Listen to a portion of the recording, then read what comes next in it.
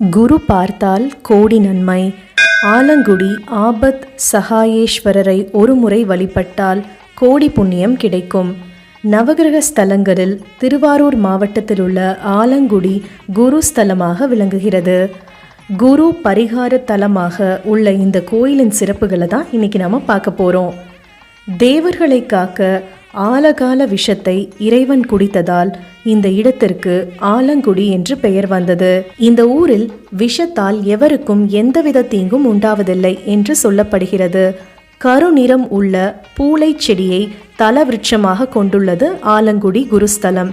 இந்த ஸ்தலம் அதனால் திரு இரும் பூளை என்றும் அழைக்கப்படுகிறது. மூலவரான ஆபத் சகாயேஸ்வரர் கிழக்கு நோக்கிய சன்னதியில் அருள் பாலிக்கிறார். இந்த ஸ்தலத்தில் சிறப்புடைய குரு தட்சிணாமூர்த்தி தெற்கு கோஷ்டத்தில் உள்ளார். மேலும் இது குரு தட்சிணாமூர்த்தி பரிகார ஸ்தலமாகும்.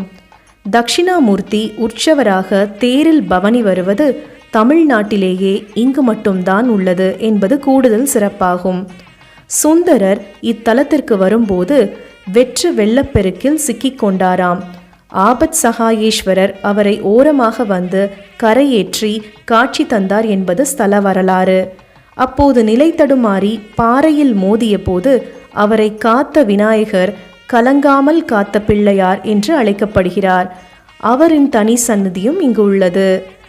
பூஜைகளும் பரிகாரங்களும் இங்கு விமர்சையாக குரு பகவானுக்கு நடைபெறுகிறது. நாகதோஷம் நீங்கவும் பயம் குழப்பம் நீங்கவும் இங்குள்ள விநாயகரை வழிபாடு செய்தால் நிவர்த்தியாவது என்பது ஐதீகம். மேலும் திருமண தடை நீங்க கல்வியில் சிறந்து விளங்க இக்கோயிலில் பிரார்த்தனை செய்கிறார்கள். பிரார்த்தனை நிறைவேறியதும் இறைவனுக்கு அபிஷேகம் செய்தும் புது வஸ்திரம் சாத்தியும் பக்தர்கள் தங்களது நேர்த்திக்கடனை நிறைவேற்றுகின்றார்கள். ஆலங்குடி ஆபத் சகாயேஸ்வரர் கோயிலில் குரு பகவானிற்கு சங்கு அபிஷேகமும் விசேஷ அபிஷேகமும் அலங்கார ஆராதனையும் நடைபெறுகிறது.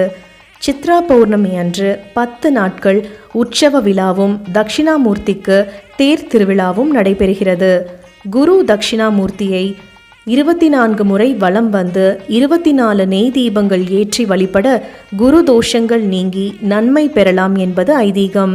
குரு தட்சிணாமூர்த்திக்கு முல்லை மலரால் அர்ச்சனை செய்து மஞ்சள் வஸ்திரம் சாற்றி கொண்டைக்கடலை சுண்டல் மாலையிட்டு சர்க்கரை பொங்கல் நெய்வேத்தியங்களுடன் பாலாபிஷேகம் செய்தால் சகல தோஷங்களும் நிவர்த்தியாகி அருள் பெறுவர்.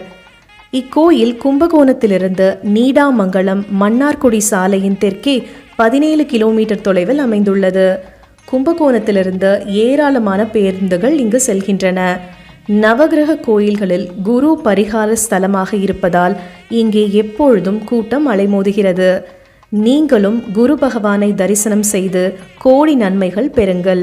நன்றி, வணக்கம்.